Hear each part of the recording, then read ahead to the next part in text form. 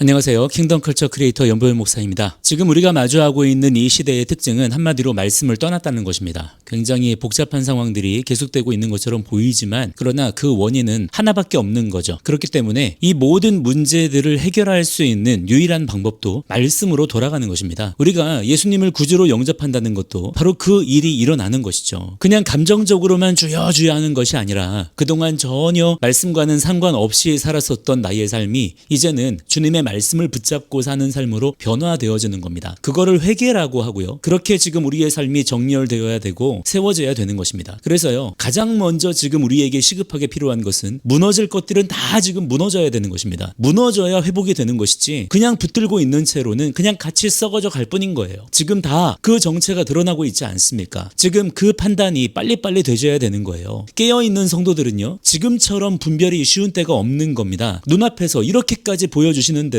뭘 모르겠다 그러면 지금 빨리 하나님께 간구하셔서 눈을 뜨게 해달라고, 귀를 열어달라고 기도하셔야 되는 거예요. 이렇게 지금 흘러가는 여러 상황들을 목격하면서 생각하게 되는 것은요, 지금은 모든 사람을 붙잡고 끝까지 설명하고 논쟁하고 어떻게든 흔들어 깨우는 일에만 매달릴 수 있는 시대가 아니라는 겁니다. 말해서 알아듣는 자들이 있고요, 아무리 말해도 도무지 알아듣지 못하는 사람들이 있습니다. 이 둘로 아주 극단적으로 지금 나뉘어지고 있어요. 그 중에서 지금 한몫하는 게 유튜브와 인공지능입니다. 특히 인공지능이 각 사람들의 두 번째 두뇌가 되면서 오히려 사람들의 들을 귀를 더 흐리게 하는 역할을 굉장히 강력하게 하고 있다고 생각해요. 물론 인공지능을 통해서 얻게 되는 순기능도 되게 많기 때문에 분명한 기준을 가지고서 잘 사용하면 너무 좋은 도구가 될 수 있는 것도 사실이지만, 그러나 실제로는 여러 부작용들, 특히 진리적인 측면에서는 더더욱 그런 것들을 발견하게 되는 것 같습니다. 사람들은 대체로 듣고 싶은 것만 들으려 하고 믿고 싶은 것만 믿으려고 하잖아요. 자기의 그 옛부대, 편안하고 익숙하고 자신 있는 그 옛부대를 찢으려 하지 않는 게 인간의 가장 자연스러운 본성입니다. 그런데 진리의 말씀과 부딪혔을 때 그 고집이 꺾이는 것이죠. 자기의 그 옛부대를 찢는 의지적인 통해와 자복이 있어야 되는 겁니다. 하나님은 우리의 회개를 강제하지 않으세요. 강제적인 회개가 있다면 그게 무슨 의미가 있겠습니까? 그분이 우리에게 말씀하시면 우리 편에서 그걸 받아들이고 엎드리고 항복해야 되는 것이죠. 물론 그 과정에서도 하나님의 도우심이 필연적으로 있어야 하고 또 구해야만 하지만 그것이 나도 모르게 저절로 되는 것은 아니란 말이에요. 내가 깨지고 부서지고 인정하고 엎드리는 시간들이 필요합니다. 그런데요, 인공지능을 통해서 그런 일들이 지금 아주 강력하게 방해를 받고 있어요. 인공지능은요, 사실만을 말하지 않습니다. AI가 얼마나 거짓말을 진짜처럼 잘 꾸며주나요? 내가 믿고 싶은, 끝까지 버리고 싶지 않은 나의 생각을 계속해서 끝까지 내 편에서 변호할 수 있도록 도와주는 게 바로 이 인공지능인 거예요. 내가 듣고 싶은 말을 해달라고 요구하면요, 내가 틀렸을 가능성을 끝까지 피해갈 수 있도록 그 논리까지 만들어준다는 겁니다. 그런데 이 AI가 이제 우리 핸드폰 속으로 우리 일상과 업무와 심지어 우리 신앙생활 속에까지 다 들어와 있으니까 내가 부딪혀야 되고 내가 깨져야 되고 내가 고민해야 되는 말씀에 대한 반응들을 얘가 대신 다 해주는 겁니다. 이게 사실은 얼마나 무서운 일인지 모르는 거예요. 그래서 예전처럼 무언가를 전하고 논쟁하고 논증하고 설득해서라도 믿게 하고 돌이키게 하는 작업들이 훨씬 더 어려워졌습니다. 물론 그렇다고 이걸 완전히 포기해서는 안 되겠지만 여기에만 매달리고 있으면 정작 우리의 에너지 소모가 너무 심해진다고 하는 것이죠. 그런데 그와 동시에 뭐가 또 있냐면 지금 이 시대에 깨어나는 분들, 깨어나기 시작한 분들은요, 이전하고 또 달라요. 말씀과 시대적인 상황들이 직관적으로 맞물려가는 것들이 보이고 있기 때문에 놀랍게 깨어나고요, 굉장히 빨리 습득하고 받아들이는 것들을 보게 됩니다. 다니엘서 12장에 보시면 악한 사람은 아무것도 깨닫지 못하게 되지만 오직 지혜 있는 자는 깨닫게 된다고 말씀하셨던 것처럼, 또 이사야서에서도 듣기는 들어도 깨닫지 못하고 보기는 보아도 알지 못한다 그랬던 것처럼 그와 똑같은 현상들이 지금 우리 눈앞에서 우리 현실에서 막 일어나고 있는 거예요. 제 말에 동의해야만 깨어 있다는 것이 아니라 내가 아무리 옳다고 확신하고 있는 것이라 할지라도 하나님의 말씀이 내 생각과 충돌할 때 내가 꺾일 수 있는 상태, 내가 포기할 수 있는 상태, 그게 깨어 있는 겁니다. AI가 내 말을 지지해주고 사람들이 내 말에 박수 쳐준다고 해서 그게 진리가 되는 게 아니라는 거예요.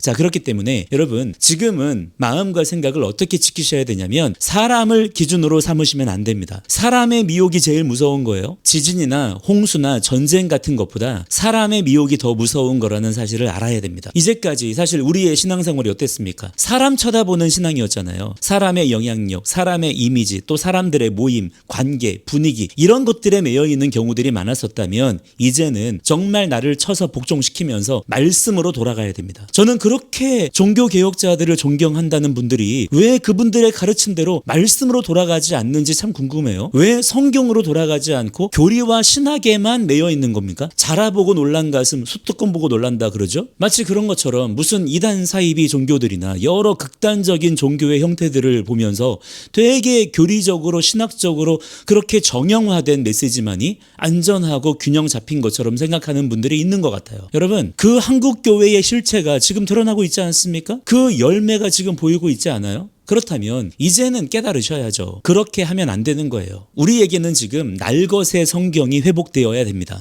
무슨 해석도 하지 말자는 그런 얘기가 아니에요. 문자주의가 되자는 게 아닙니다. 적어도 우리가 만들어 놓은 체계 안에 이 귀하신 성경의 말씀을 억지로 가두지 말자는 겁니다. 성경을 소리내서 읽어야 되고요.